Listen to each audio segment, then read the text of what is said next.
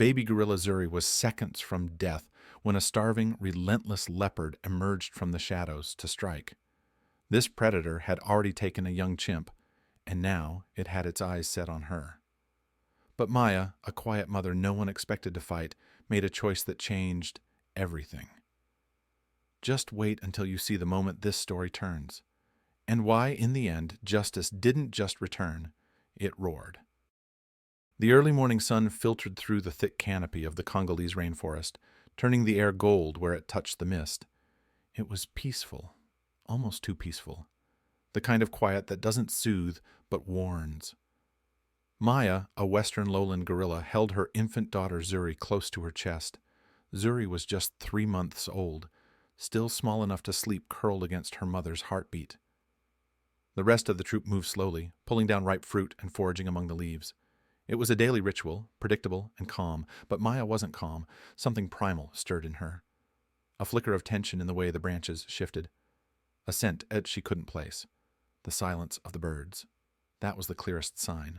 Forest life doesn't stop unless it senses danger. A few meters away, behind a thicket of ferns, Ranger Ben Carter adjusted his lens.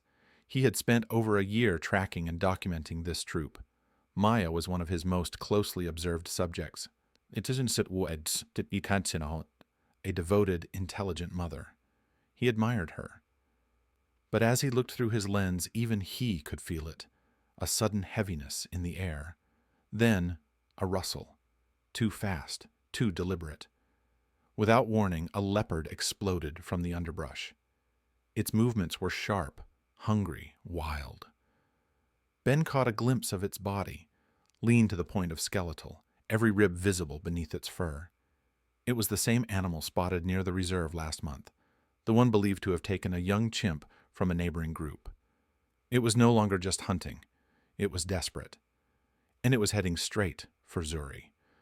The gorilla troop panicked. Shrill alarm calls pierced the air as adults bolted into the trees, clutching their young. Leaves flew, branches cracked, but Maya didn't run. She turned. In one blinding moment of instinct and terror, she pivoted on her heel and placed herself between the oncoming leopard and her baby. Zuri squealed softly, sensing the change in her mother's heartbeat. And then, Maya roared. It wasn't the sound of fear. It was raw, defiant, a sound that came not just from her lungs, but from the depth of a mother's soul. It echoed through the trees, startling even the leopard for a fraction of a second. Ben's hands froze on his camera. He knew the rules. No interference. But this wasn't just wildlife observation anymore. This was life on the edge. He was watching a mother make a stand where most would flee. His breath caught. This might be the last moment Maya ever had, but she wasn't thinking about that. She was thinking only of Zuri. The leopard didn't hesitate. It lunged forward in a blur of motion, lean, fast, and starving. Its eyes locked on Zuri, the tiniest and weakest member of the troop. This wasn't instinct. This was desperation. And Maya knew it. But she did not flinch. She shifted her weight, turned her body, and stepped between the predator and her baby, a wall of muscle, fur, and defiance. Her arms instinctively curved behind her, sheltering Zuri, whose small body pressed against her back, trembling. There was nowhere to run, no time to call for help, no chance to think. There was only one truth in Maya's world now: protect Zuri, or lose her forever.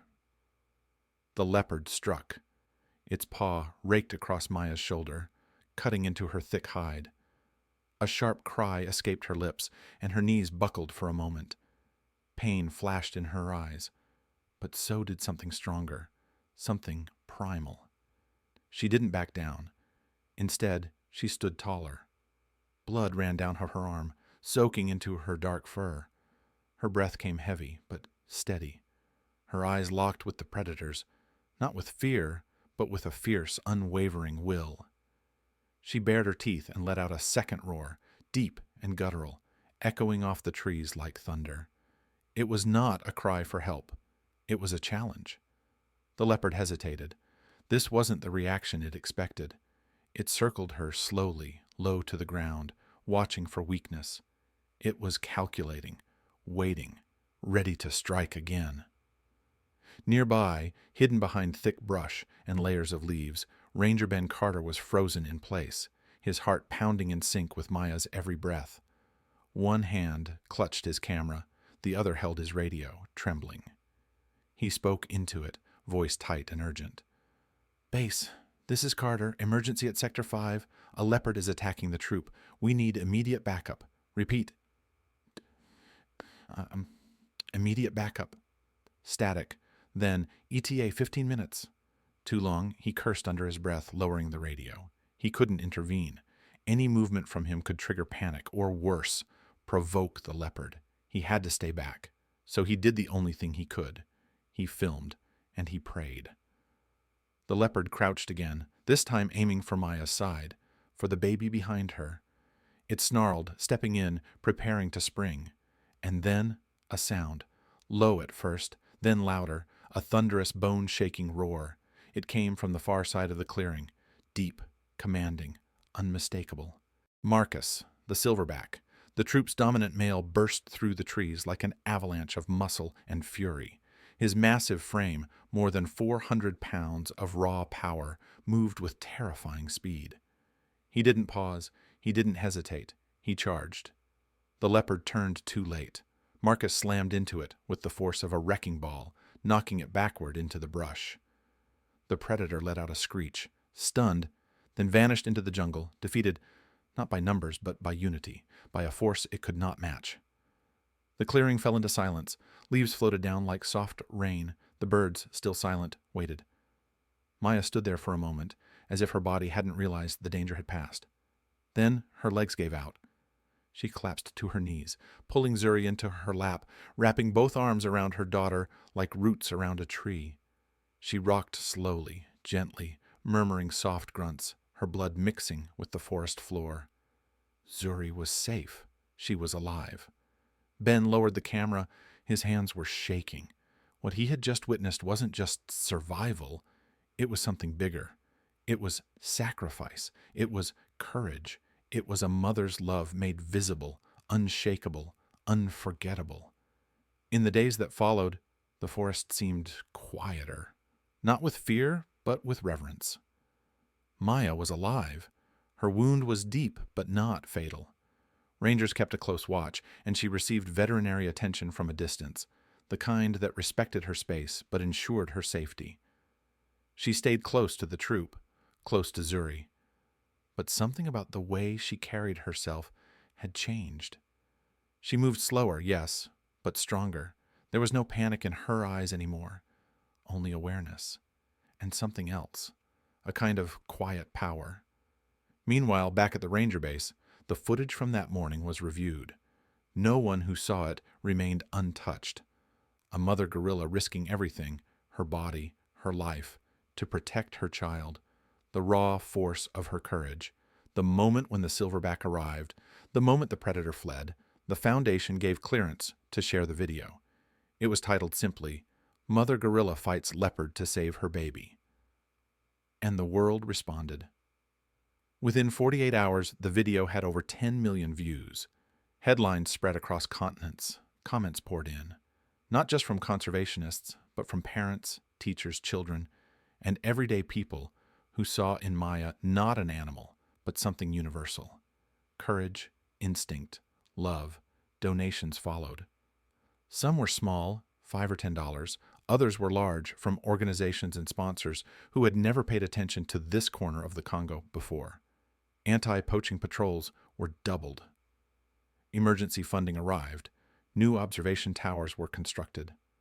But the most powerful change didn't come from the outside. It came from within the troop. Where Maya had once been one of many, quiet and reserved, now she was something more. Other females began to mirror her movements. Young gorillas followed her with curious eyes. Even Marcus, the proud, dominant male, was seen standing closer to her and Zuri more often, keeping watch, as if silently acknowledging what she had done. Maya had not only survived, she had shifted the balance.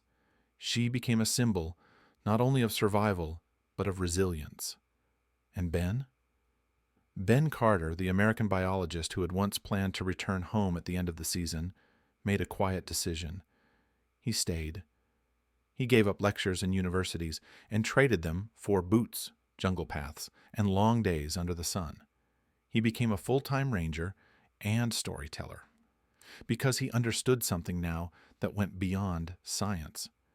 He realized that what Maya did wasn't just a behavioral response or a survival mechanism. It was meaning. It was spirit. It was a reminder that the line between them and us is much thinner than we ever admit, and the world needed to see more of that.